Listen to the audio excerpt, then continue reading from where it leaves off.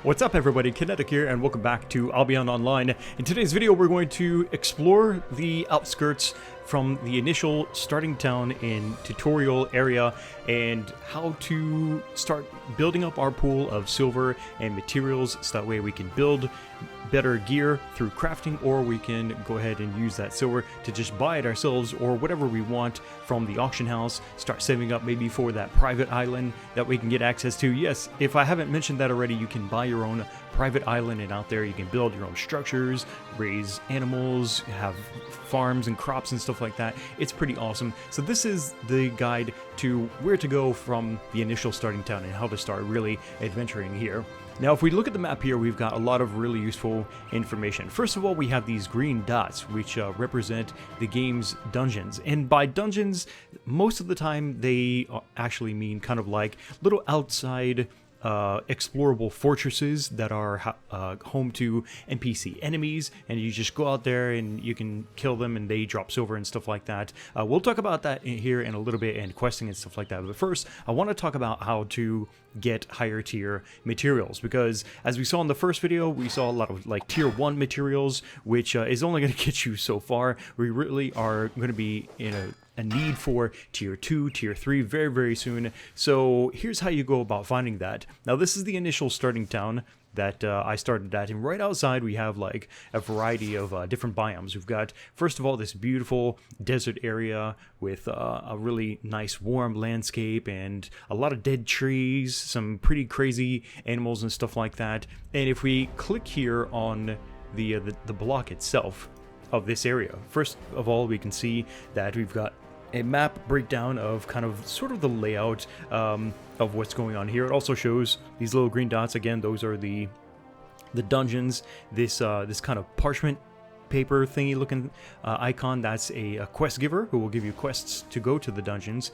But regarding the materials, you'll see down here at the bottom it lists all of the materials that are in the game, and these are highlighting what materials and what tier you will find them here in this area. Now, desert areas kind of well, biomes in general, each of the different biomes kind of specialize in a particular material, and for the desert areas they specialize in having usually really good amounts of leather or some kind of material like that. So here we can see there's tier 2 leather in this area. We can also find some fabric and ore, which is very common pretty much in all areas, but for the deserts you'll especially find lots of good leather. Over here in the snowy regions, we have, again, really nice looking landscape, and this area specializes in things like stone materials. Here you will also find a lot of ore, probably more so than you would, say, the swamps or the deserts. Lots and lots of ore here, but stone in particular is what these snowy areas kind of specialize in. So we can see here, just like before, there's really no leather to be found, but we can find some stone if that's what we're looking for. And then third of the biomes available currently in the game, we have the swamp region. This is kind of my personal favorite. I don't know why, it just looks really, really cool, I think. And we've got some, again, very interesting creatures. And for materials, these areas specialize in woods. You can find birch wood, for example, which you cannot really seem to find anywhere else in the other biomes. And this will also have some leathers, but not as much as you would find, for example, in the deserts. There's no ores to be found and no stone, but we can find some fabric materials like cotton flax or something like that. But if you're looking for even higher tier than simply 2 or 3, then you're really going to have to go further out from the initial starting town. Like if we reach 2, 3 different zones away from this first starting town, here we can see we've got ranging from tier 2 to tier 4. Now, leathers, the same would be true for the snowy regions. If we reach all the way out here, we can see that this has 3 to 5 tier stone.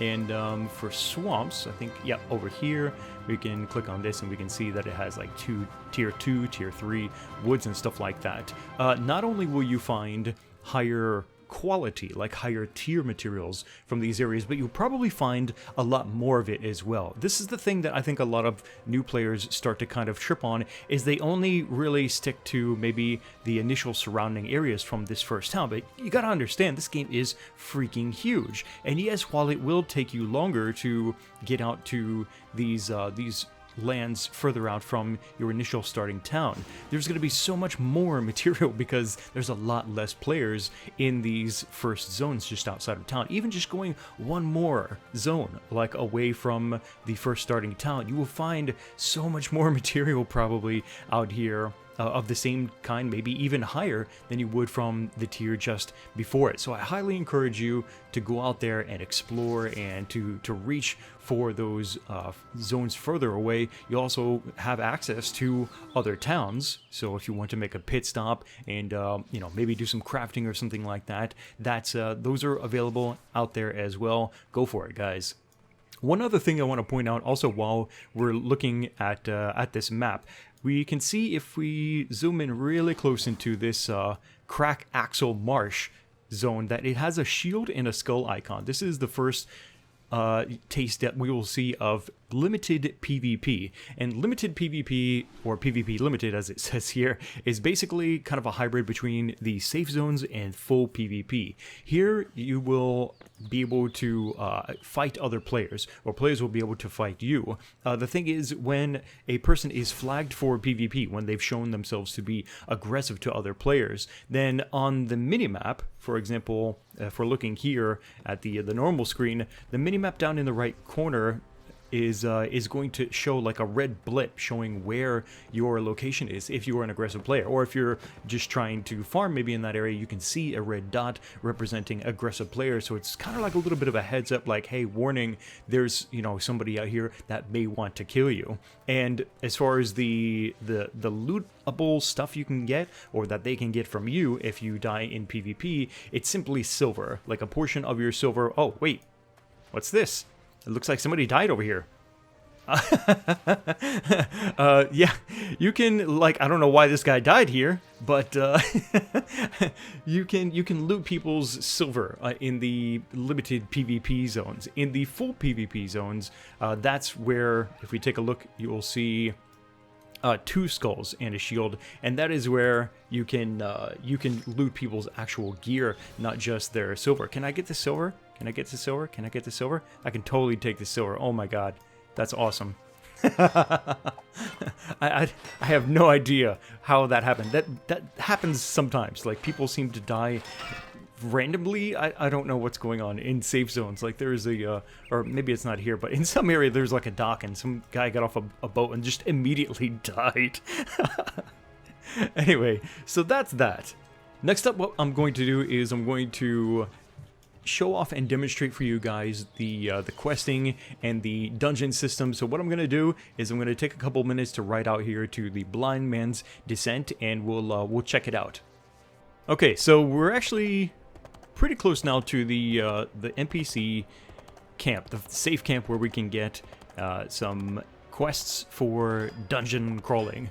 Now, the interesting thing in the way that they've done these quests here in Albion Online is the availability will depend on whether the NPC actually has enough silver or not to give you as a reward for completing that quest. Now, the reason why they put in a limitation in the silver is it kind of regulates to make sure that there's not a ridiculous amount of players all trying to do the same quest at the same time. And the reason why that matters is because, well, as far as I can tell, all of the quests here in Albion Online are kill quests. And so if you have tons of people, right, if the NPC just gives out unlimited amounts of quests for people to go do the kill quests, guess what? You're going to try and go to these camps, and there's going to be ridiculous amounts of players all trying to hunt down the same NPC enemies as you, and it will probably take forever to actually accomplish this. So it's a nice self-regulating system to, like I said, make sure that not too many people are trying to accomplish the same quest at the same time. Now, as it is, the guy that was just here, he took the last contract that was available because that's how much the NPC had in silver to be able to promise to him as a reward. You can only take one of these quests at a time. If you try to take another one, then you'll actually cancel out the existing quest that you have, so you have to be careful about that. Another thing that I definitely want to mention, I won't even bring it up because he doesn't have enough silver, but because these are kill quests, and even though it's nice that they kind of self-regulate it, so that way you're not all competing too hardly for the same NPCs, some of the requirements for these are a bit ridiculous. Like, most of the time it's cool. It'll be like, yeah, go kill like 3 of these, 3 of those, and 3 of something else or whatever. And then other times it'll be like, yeah, I want you to kill 8 of these and 2 of the other. Trust me, those are the ones that are truly the biggest nightmare, because there's really not that many to make it that easy to kill like 8 of any particular one. So just as a forewarning, beware if they're getting you to try and kill like anything more than like a half dozen or something like that of any one particular NPC. It could be a giant headache. All right, so the wait for this guy to once again build up his silver count is pretty ridiculous. I'd say we go ahead and just change zones. This is kind of something also that's quite cool as well. This is a resource elemental, actually. You can see on his back that he has an ore deposit, and so if we kill him, which we will, then he's going to drop us tier 3 ore, which is another interesting way, I think, to go about hunting for your crafting supplies, and also, of course, gives you some experience in your hunting profession, right? Your bow or your mage staff or your sword and shield and stuff like that. So that's pretty cool too. But yeah, we're gonna go ahead and we will change zones and try to find another place, because clearly there are way too many people all trying to do the same quests here. I'll go over here to the Guan Gorge instead, I think. All right. Well, I actually ended up going yet an extra zone distance, because when I tried to go out to the Guan Gorge, I didn't notice any parchment there, so I couldn't locate where I could pick up a quest for the dungeons. But here we can see he's got a lot of silver, making the trip very much worth it coming out here to do the quest instead. We've got sweep and clear. What do we got here? So he wants 4 thieves, 4 fire starters, hermits, and poachers. That's pretty familiar to me. Fighter. Oh, this is what I'm talking about right here. Kill 8 deranged fire starter? No, thank you. I'll take my chances instead with sweep and clear. This has actually a really nice reward of 2,100 silver. So we go ahead and we take it, and now we also have a time to complete this quest now timer, which is really more than enough time. I mean, anybody that needs like that many hours to complete this quest probably should be doing something different entirely. But we'll ride out to the nearest dungeon area, and I'm going to scout it out first to see if it's already overrun by lots of players. If it is, then I'm just gonna go over to the other dungeon that's in this zone further away. But it looks to me like there's really not that many people here. I'm going to go ahead and dismount now, because once you dismount, it actually takes a while to get your skills off of cooldown. You can't just get off your horse and immediately start fighting.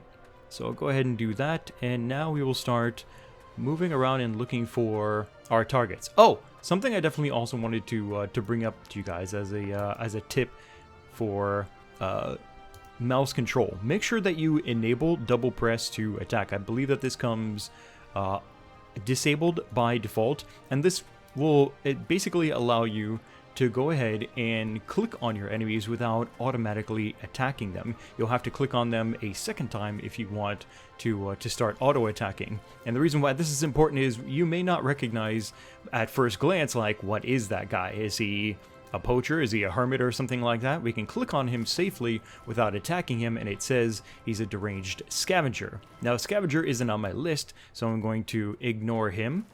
Got another guy in the area. I don't think we have to worry about him too much.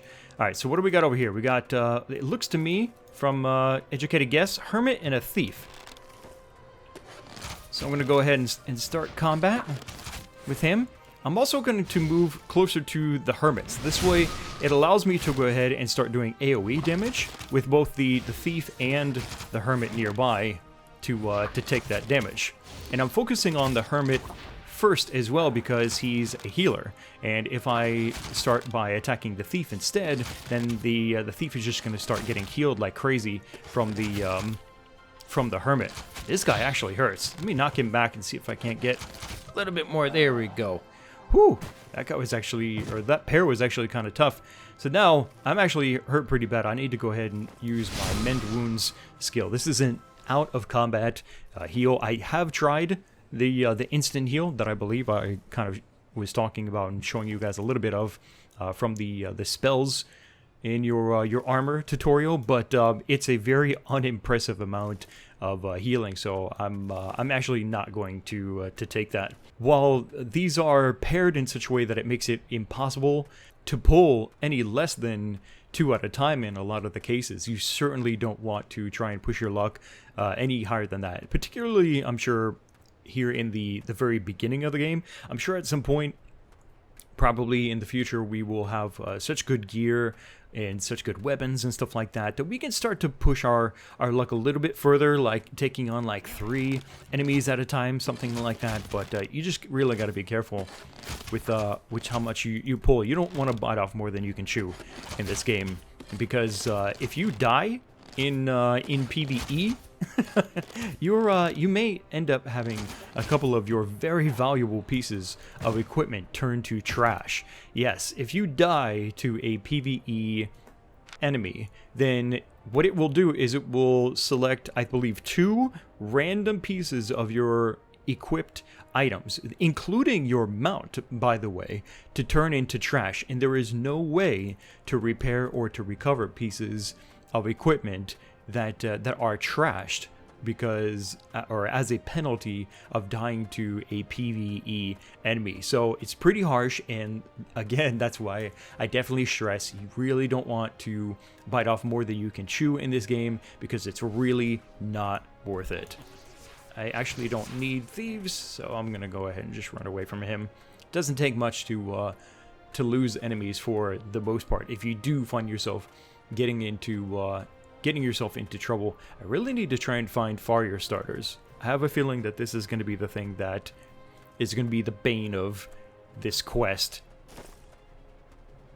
Alright, so I think actually that these scavengers are non-aggressive. I mean, we're going to find out here in a second as I start pew-pewing at the last poacher that I need for this this damn quest.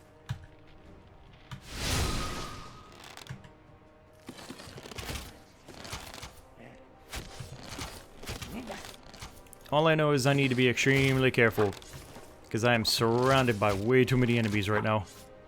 Okay, there's that guy. That was actually the last poacher that I needed. I don't even... Oh! Okay, you know what? Screw this. I'm out of here. Come on, get out my face, man. Oh, okay. There we go. Okay, so... as I thought, I mean... sometimes when you get down to, like, the last NPC, enemy, or whatever that you need for these quests, it can start to really wear on your patience as it gets difficult to find the last one, because there's other people that are trying to hunt it down as well. And just generally speaking, questing here in Albion Online it's unfulfilling. It lacks any interesting story or anything really. They are the most bare-bone kill quests that you could come to expect from an RPG, right? And really, the only purpose they serve is filling your pockets with silver. And because we need silver so badly, we will tolerate them, I guess. On average, it seems to take, I don't know, like maybe 10, 15, sometimes 20 minutes if you're really unlucky or whatever. But yeah, I will definitely take that 2k silver. Thank you very much. And that now is, I believe, enough. I've got, yeah, oh yeah. If I remember correctly, the private island that I can buy costs about 6k silver, which I have 8k now, which is cool. And yeah, that's exactly what I'm going to do now. I'm going to ride back to my my towns and kind of organize my stuff and get ready to buy my private island so I can do some farming and raising animals and all that cool stuff. And I will show you guys more of that stuff in the next video. Until then, let me know what you guys think down in the comment section below. Click the like button to support these Albion Online videos here on the channel, and make sure you're subscribed so you don't miss the next video. Thanks again for watching. My name is Kinetic, and I'll see you next time.